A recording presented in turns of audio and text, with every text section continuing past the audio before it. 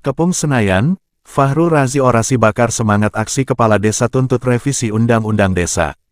Jakarta, Fahrul Razi senator vokal asal Aceh yang juga Ketua Komite 1 DPD RI bersama sejumlah organisasi desa nasional mendesak DPR RI untuk segera mengesahkan revisi Undang-Undang Nomor 6 Tahun 2014 tentang desa.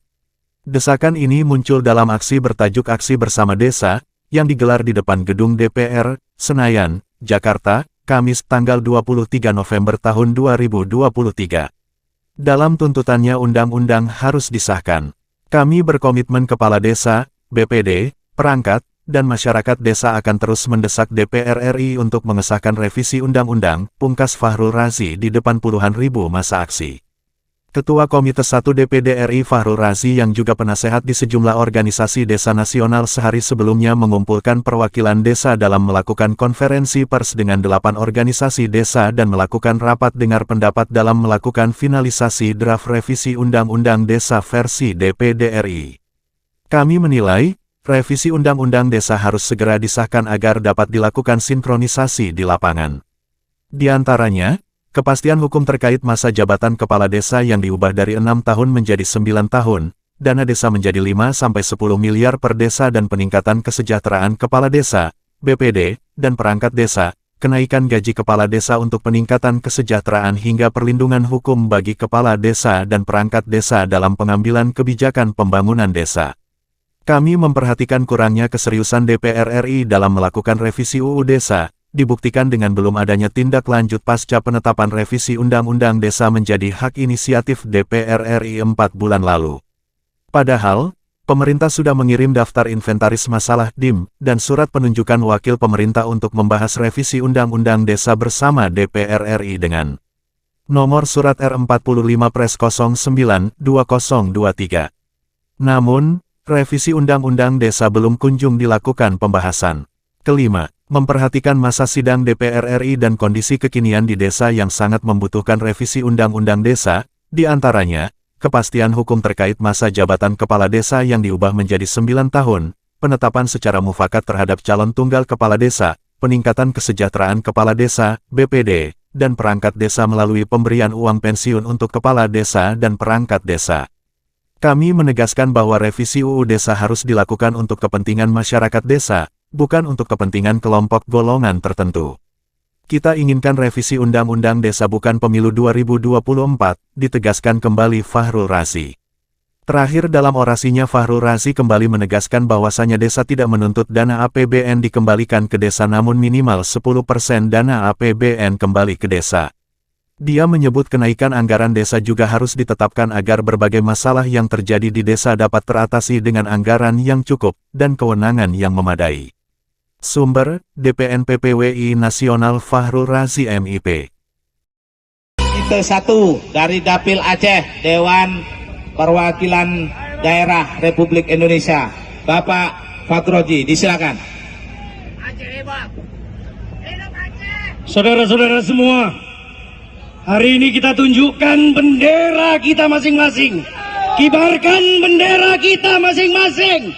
Tunjukkan kepada pengecut-pengecut yang tidak mau merevisi Undang-Undang Desa. Kibarkan bendera merah putih. Kibarkan bendera abdesi. Kibarkan bendera PPDI. Kibarkan bendera Parade Nusantara. Kibarkan bendera aksi. Kibarkan bendera Apesnas.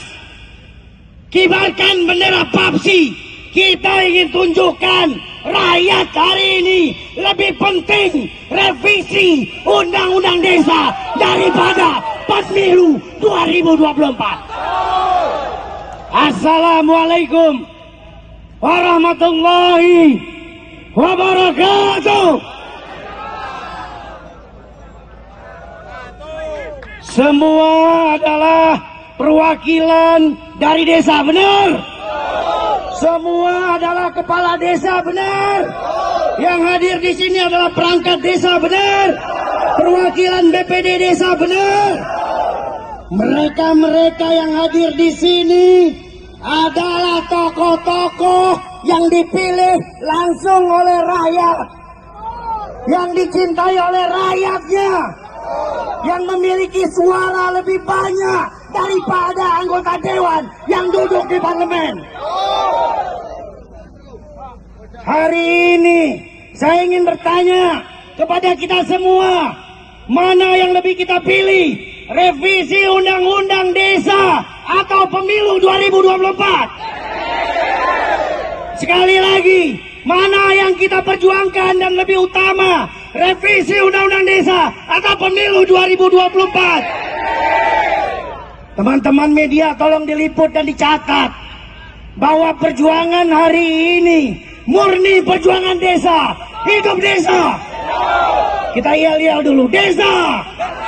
Desa. Desa. Indonesia. Indonesia. Suaranya di sebelah kanan. Indonesia.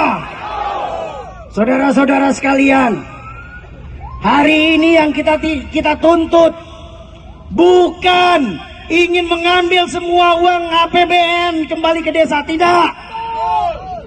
Ini adalah perintah yang sudah ada di dalam Undang-Undang Desa sebelumnya, bahwa dana desa wajib minimal 10%, benar. Hari ini ada 3.800 triliun uang APBN yang dikembalikan ke desa tidak lebih 1 miliar. Totalnya 72 triliun. Bandingkan uang 72 triliun dari 3.800 triliun. Terlalu kecil, 0,sekian% dari dana APBN sebenarnya wajib diturunkan ke desa sebagaimana perintah konstitusi. Perintah Undang-Undang Dasar 45, perintah Undang-Undang Desa. Kita hadir di sini bukan menuntut anggaran desa diperbesar, karena itu sudah perintah dari Undang-Undang Dasar 45, sudah perintah dari konstitusi. Tapi kita ingin membuktikan bahwa desa hari ini bersatu untuk menunjukkan bahwa desa lebih cinta NKRI daripada para koruptor. Kibarkan bendera-bendera kita lebih tinggi lagi, saudara-saudara. Tunjukkan kepada pecundang-pecundang, tunjukkan kepada pengecut-pengecut yang tidak berani bertemu dengan rakyat hari ini. Mereka digaji oleh rakyat, pajak diambil dari desa, dipilih di desa. Mereka tidak pernah turun ke desa, bahkan dijumpai pun ke sini mereka tidak berani. Benar? Hari ini kita lihat, saudara-saudara, kita tidak butuh pemilu kalau undang-undang desa tidak disahkan. Sepakat? Sepakat? Kita hadir di sini bukan ingin memperpanjang jabatan kepala desa, benar? Kita hadir di sini bukan untuk memperbesar dana desa, benar? Tapi ingin menunjukkan perintah konstitusi bahwa kedaulatan ada di desa. Tanpa desa, Indonesia tidak akan maju dan sejahtera. Saudara-saudara sekalian, saya ingin katakan kepada saudara-saudara sekalian, hari ini ada triliunan, ribuan triliunan uang negara yang hari ini dikorup oleh para tikus-tikus. Hari ini ada triliunan uang negara yang dipergunakan untuk BUMN-BUMN yang salah dan rusak, BUMN-BUMN yang rugi.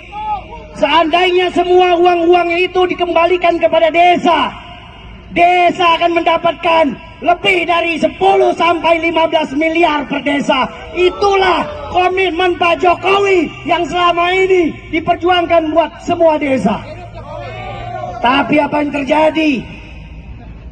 Pembantu-pembantu beliau tidak beda dengan para tikus-tikus, lebih menikmati uang-uang desa.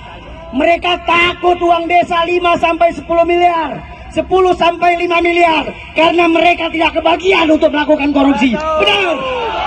Kalau uang itu diserahkan kepada desa melalui disahkan undang-undang desa hari ini, desa akan mendapatkan 5 sampai 10 miliar per desa. Mereka tidak mau. Kenapa? Karena mereka tidak bisa mengkorupsi. Ingat saudara-saudara, hari ini banyak kepala desa yang dikriminalisasi, banyak kepala desa yang disalahkan. banyak kepala desa yang dipanggil oleh pihak kepolisian.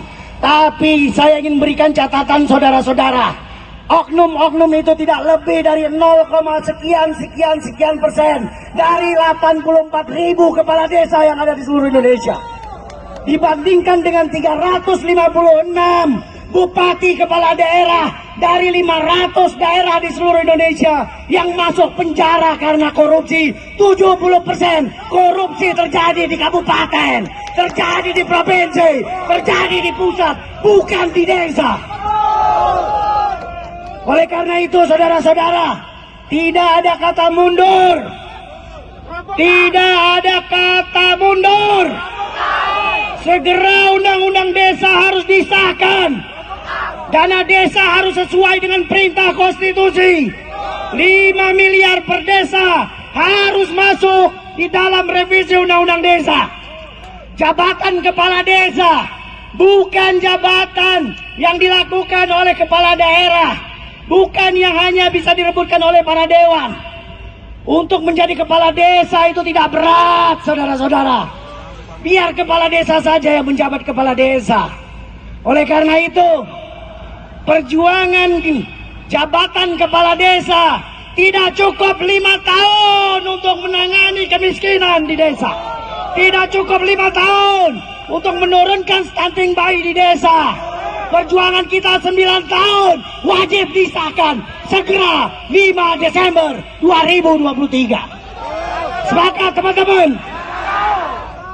Saudara-saudara sekalian, saya ingin katakan, hari ini DPD, DPR, Gubernur, DPR RI, Bupati, Camat, semuanya dapat masa tunjangan akhir jabatan atau yang dikenal dengan pensiun.